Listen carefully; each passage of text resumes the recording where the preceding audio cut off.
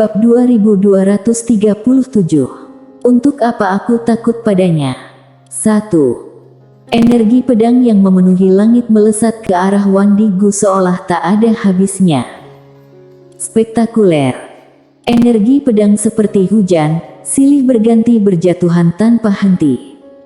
Yang paling penting adalah energi pedang ini sangat kuat yang dapat dengan mudah merobek semua ruang waktu. Di lapangan, semua wajah menjadi serius. Pencapaian dewa. Selain itu, dia juga seorang kultivator pedang. Bisakah Wan Digu menahannya?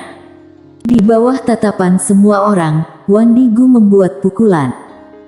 Pukulannya sangat lambat hingga terlihat tidak normal, seperti orang tua yang hampir lumpuh meninju, lebih seperti tidak bergerak. Dan pukulan seperti itu membuat seluruh dunia melambat. Pada saat ini, semua energi pedang tiba-tiba menghilang tanpa jejak dan tanpa peringatan. Lalu Gina langsung jatuh ke jurang ruang waktu misterius. Ketika dia jatuh ke jurang ruang waktu misterius, tubuh fisiknya telah menghilang tanpa jejak, hanya menyisakan jiwanya. Semua orang tercengang. Bagaimana ini bisa terjadi? Di langit, Lukas Wuling menatap Wan Digu, matanya penuh ketidakpercayaan. Tidak mungkin. Di sampingnya, Marco dan yang lainnya sepertinya telah menemukan sesuatu dan ekspresi mereka sangat jelek. Di bawah, Mileye melirik Wan Digu dan menghela napas dalam hatinya. Dia menebak sesuatu. Waktu. Pukulan Wan Digu tadi bukan menggunakan ruang waktu, melainkan waktu. Seakan memikirkan sesuatu, dia menatap pedang biru gaib di tangannya dan muncul pertanyaan di benaknya, bisakah pedang biru gaib mengabaikan aturan waktu yang mengerikan ini?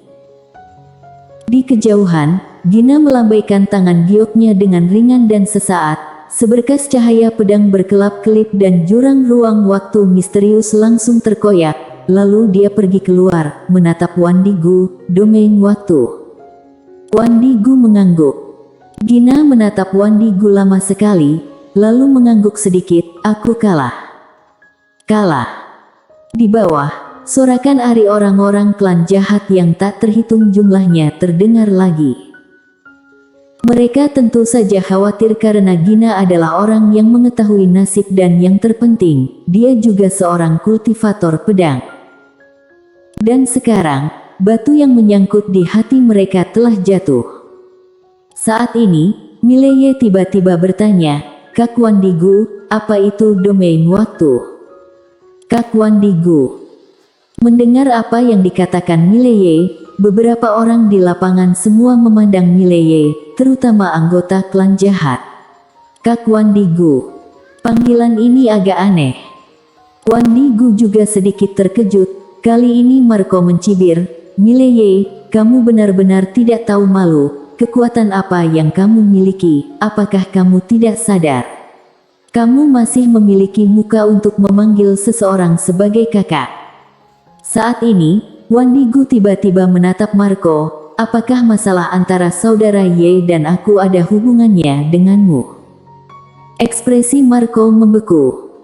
Wan Digu memandang Marco, jika kamu tidak terima, turun dan lakukan 2 serangan. Mendengar ini, wajah Marco tiba-tiba membiru. Sialan. 2 serangan. Bahkan Gina yang menakutkan saja kalah dari Wan Digu, bagaimana dia bisa bertahan?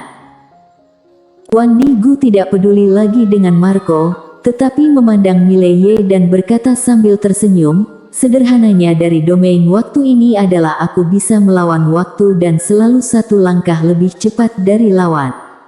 Pertarungan antara aku dan Nona Gina tadi adalah aku melawan waktu, kemudian mengambil 1 langkah lebih cepat darinya.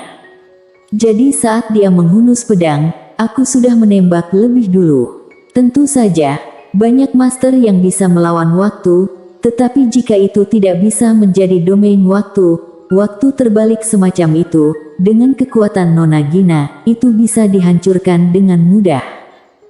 Domain waktu.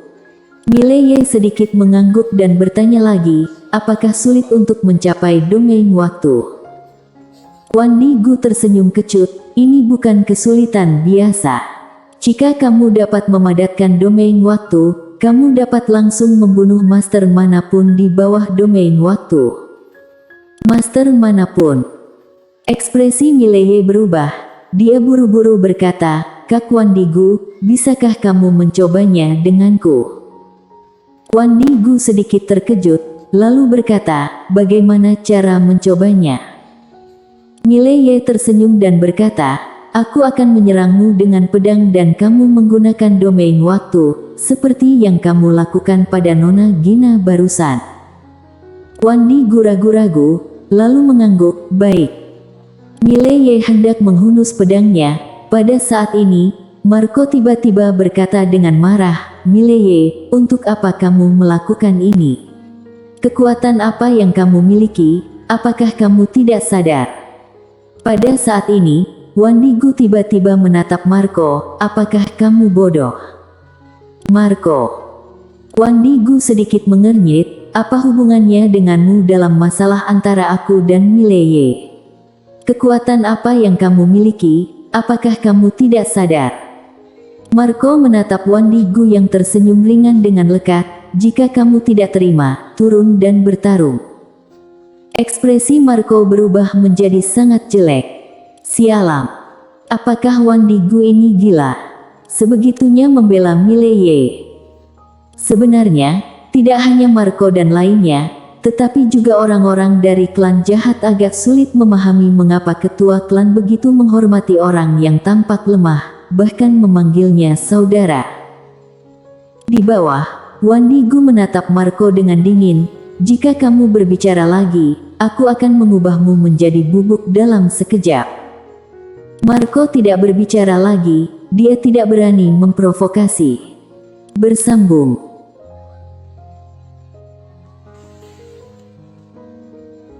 Bab 2238. Untuk apa aku takut padanya? 2. Dia berani mengincar Mileye, tapi dia tetap tidak berani memprovokasi Wan Nigu. Raja Gunung Salju belum keluar dan jika Wan Nigu ingin membunuhnya, bahkan jika Gina dan Lukas Muling bergabung, mereka belum tentu dapat menghentikannya. Lukas Muling melirik Marco, jangan menargetkan si kecil itu lagi. Aku tidak tahu apakah orang di belakangnya bisa membunuhmu, tapi aku tahu, dia mungkin bisa membuatmu kesal hingga mati. Marco. Di bawah, Wan Nigu menarik pandangannya, menatap Mileye dan berkata sambil tersenyum, karena saudara Ye ingin mencoba, kalau begitu seranglah dengan pedangmu. Mileye mengangguk, di bawah tatapan semua orang, Mileye tiba-tiba menghilang di tempatnya. Saat berikutnya, pedang muncul di antara alis Wan Nigu dan saat ini, Wan Nigu meninju. Sama seperti sebelumnya, masih pukulan yang sangat lambat. Namun, saat ini, pedang Mileye langsung menyentuh alis Wan Nigu. Semua orang tercengang. Di langit, pupil Gina tiba-tiba mengecil, matanya penuh rasa tidak percaya, bagaimana mungkin? Suara itu penuh kejutan. Lukas Muling juga memasang wajah tidak percaya, seperti melihat monster. Marco menatap Mileye di bawah, wajahnya sangat jelek. Di bawah, mata Wan Nigu berbinar, ini.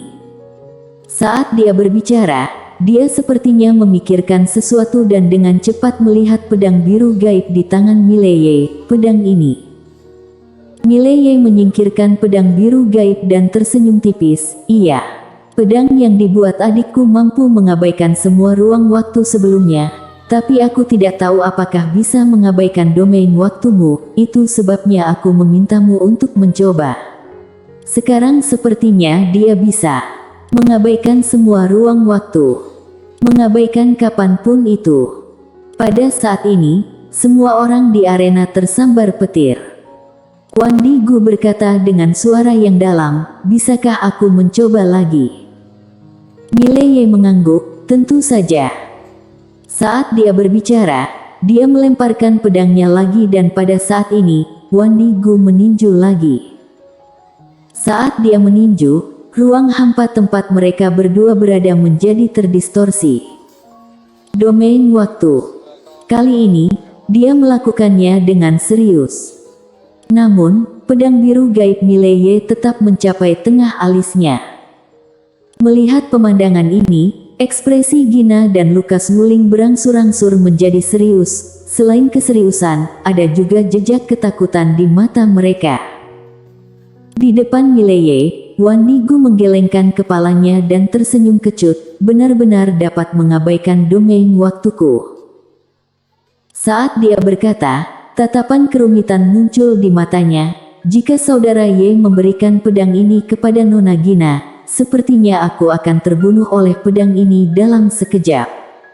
Mendengar ini, ekspresi semua orang di lapangan terlihat aneh. Khusus para master klan jahat, tiba-tiba mereka mengerti mengapa ketua klan mereka sangat menghormati bocah ini, bahkan memanggilnya dengan sebutan saudara. Jika pemuda ini meminjamkan pedangnya kepada Gina, mereka tidak berani memikirkan akhirnya. Gina juga memikirkan hal ini, pandangannya selalu tertuju pada pedang biru gaib di tangan Yesuan. Alasan mengapa dia kalah tadi adalah karena domain waktu Wandigu. Jika dia memiliki pedang ini, dia 80% pasti akan membunuh Wandigu. Jika dia tidak menggunakan pedang ini, dia tidak memiliki peluang untuk menang melawan Wandigu, karena domain waktu sudah merupakan level lain dari kekuatan supernatural. Dan jika dia menggunakan pedang, dia bisa meningkatkan peluangnya menjadi 80% dalam sekejap. Memikirkan hal ini, warna aneh muncul di matanya. Saat ini, Wandigu tiba-tiba bertanya, "Saudara Ye, di mana adikmu sekarang?" Adik. Mendengar ini, warna mata Gina tiba-tiba menghilang dan pada saat yang sama, keserakahan yang tersembunyi di kedalaman juga menghilang. Semua orang di arena melihat Mileye, sudah jelas pria ini hanyalah orang yang mengandalkan orang lain. Sekarang semua orang penasaran, siapa adik yang dia bicarakan ini.